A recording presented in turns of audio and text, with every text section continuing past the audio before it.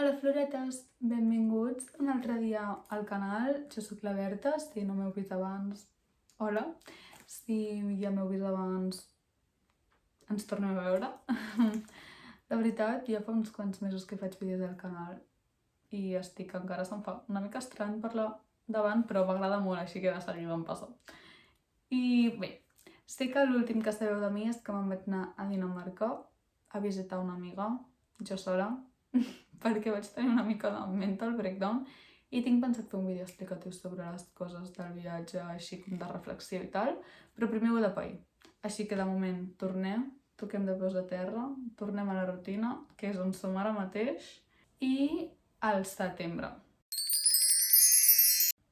El setembre és un mes força complicat perquè implica una nova era, és una època de canvi, de propòsits, nous començaments i implica posar-se objectius que a més normalment no es compleixen. Així que avui vinc a parlar d'això. En parlem.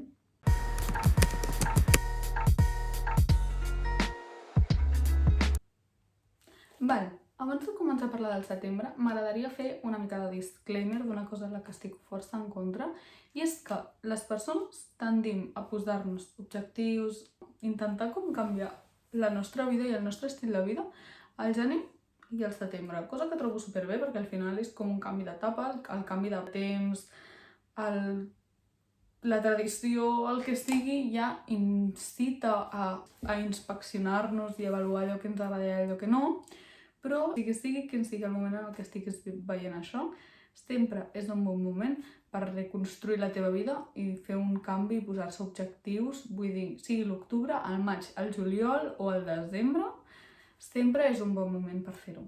Però també estic força en contra de que només per fet que arribi el setembre o només per fet que arribi el gener ja ens haguem de posar uns objectius i haguem de com reconstruir la nostra vida de manera forçada. I no té res a veure. Posar-se objectius ha de ser una cosa que surti de tu perquè tu realment amb sinceritat i amb tota la franquesa vols canviar allò i no perquè sigui el que hagis de fer. Així que dit això, ja podem començar. Posar-se objectius és una cosa molt complicada, sobretot quan es tracta del setembre i del gener. Quantes vegades hem vist que ens posem 80.000 propòsits d'any nou i no els complim, ens posem 80.000 objectius de cara al setembre i a la nova rutina i ens duren una setmana i després ho deixem. Així que jo penso que és perquè hi ha una equivocació en el concepte de posar-se objectius, que és del que vinc a parlar avui. Si tu et vols posar objectius, has de tenir clars uns certs conceptes i has de tenir clar que hi ha uns passos a seguir. I sense aquests passos és molt fàcil que caiguis en deixar-ho estar, que caiguis en la desmotivació i al final no arribis allà on vols arribar. Primer de tot, i el primer pas indiscutible per poder posar-se cap tipus d'objectiu és conèixer a un mateix. T'has de preguntar què és el que vols, per què ho vols i quan ho vols. No et posis mai objectius que no siguin 100% de tu cap a tu. Perquè quan fas les coses perquè és el que et toca o el que hauries de fer però tu no les vols fer o fas les coses pels altres, allò està condemnat al fracàs. Un cop saps què és el que vols i per què ho vols, has d'avaluar, doncs, evidentment, quines possibilitats tens d'assolir allò. O sigui, evidentment a mi m'agradaria cada cop i volta muntar una empresa i fer-me multimilionària. Bueno, no sé si m'agradaria de fet, però bueno, ja m'enteneu. I això no són objectius realistes. Els objectius que un es proposi, si de debò vol que tinguin una afecció directa a la seva vida, han de ser objectius realistes. Assumit això, que el que fas ho fas per tu i només per tu, tu has de creure. Què vull dir amb això? Amb això no estic parlant del creu en tu, que sona així molt Mr. Wonderful, de tot el que creguis ho pots fer. No. Jo quan dic que creguis en tu mateix vol dir que tu has de ser el primer que es creu que allò que vol fer ho pot aconseguir i que és el que farà. Si tu ja ets el primer que diu sí, jo aquest any aniré a caminar cada dia 2 hores, passaré tots els apunts al dia, és que no t'ho estàs creient. Si un objectiu des d'un principi ja no et motiva, està condemnat al fracàs. Has de confiar en tu. Si tu no ets el primer que confia en tu, no ho aconseguiràs. I amb confiar en tu vull dir, dir-te la veritat, sigues sincer amb tu mateix. això que estic fent, per què ho estic fent, realment ho vull, què és el que està al meu abast? Està al meu abast caminar 3 hores al dia? És que no està al meu abast perquè simplement no tinc aquest temps. Doncs no em poso aquest objectiu perquè sé que encara que ho digui, encara que ho escrigui, encara que m'ho intenti un dia, jo ja, abans de començar, ja sé que no ho faré. Has de creure i donar-li valor a la teva paraula, perquè tu saps la realitat. Doncs un cop puguis confiar en tu, estaràs preparat per assumir els nous objectius. Un cop estiguis preparat, toca el quart pas, que seria escriure'ls. Escriu aquells objectius, prioritza'ls, ordena'ls, explica, dona't un compromís per deixar constància i que allò no quedi en una idea. Recordar-te durant el procés la direcció i l'objectiu que tens, perquè moltes vegades al nostre cap passen milions d'idees durant un dia i d'alguna manera ho estàs transportant al món material. Passa de ser una idea de les de milions que tens a dins del teu cap a ser algo que pots veure. Llavors, fa que el teu inconscient i les petites accions també es canalitzin cap allà i allò et pot ajudar una mica a complir els teus objectius.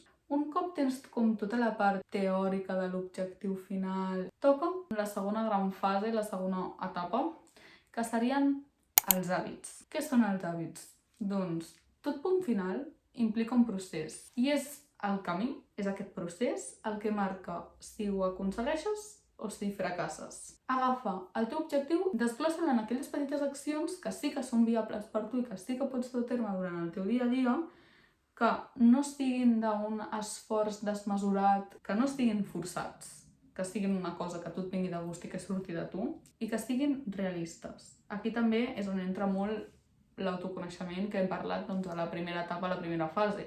Si tu no et coneixes a tu mateix, no et pots posar aquells hàbits realistes. És a dir, si tu saps que al dematí ets una persona que no funciona, no et proposis anar al gimnàs cada dia a les 6 del matí perquè és que no ho faràs. Diuen que si tu mantens un hàbit durant 28 dies, s'acaba incorporant a la teva rutina de manera automàtica.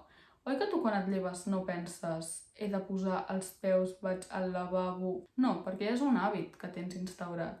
Doncs si tu durant 21 dies tractes de mantenir les noves incorporacions, al final s'acabarà fent a la teva rutina. I després, un cop ho tinguis implementat, toca passar al pas següent. Si tu durant 21 dies llegeixes una pàgina cada vespre, al final allò ja no ho notaràs com algo extra, ho notaràs com una cosa part de la teva rutina.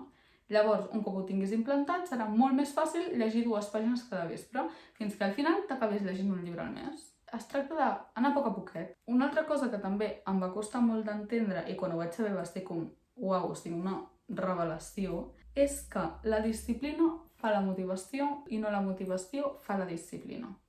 Què vol dir això?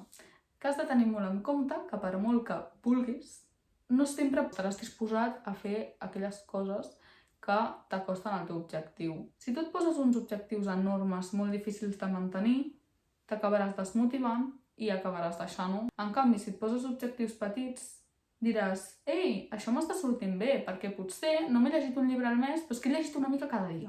Un cop tenim també això ja calculat, hem de tenir en compte també l'equilibri.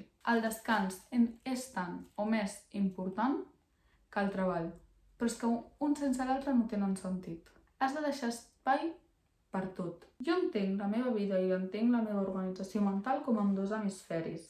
La part del treball i la part del descans. I els dos són al 100%.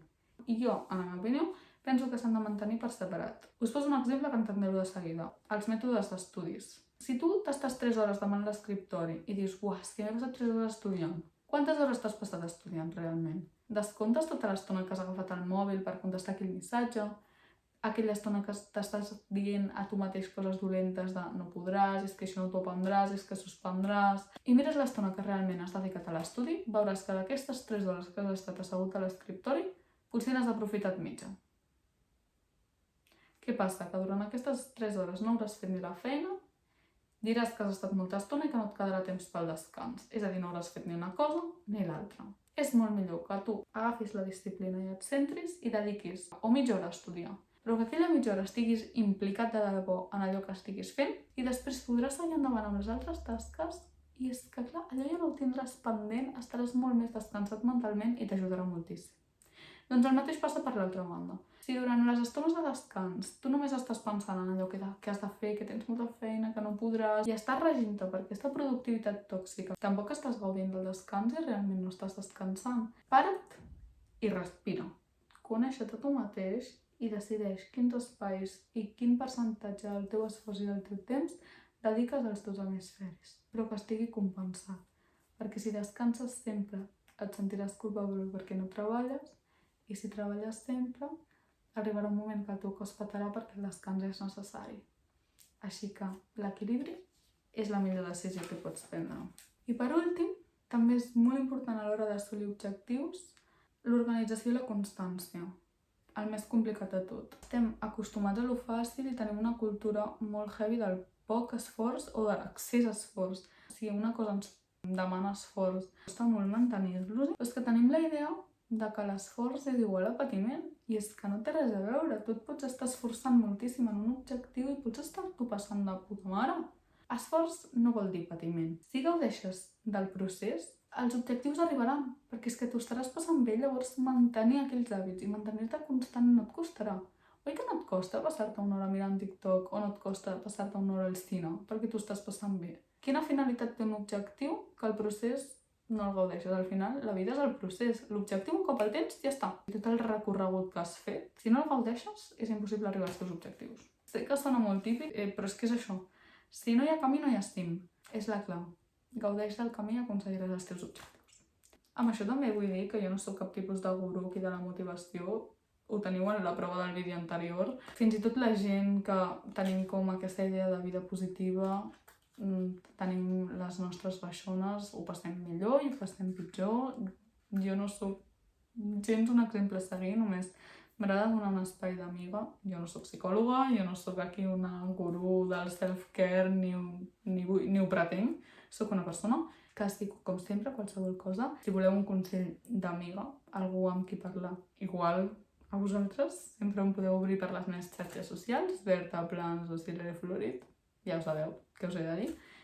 I això, que moltes gràcies per veure el vídeo, espero que us hagi servit i us hagi sigut interessant i no m'hagi fet gaire pesada. I ens anirem veient. Adeu, floretes!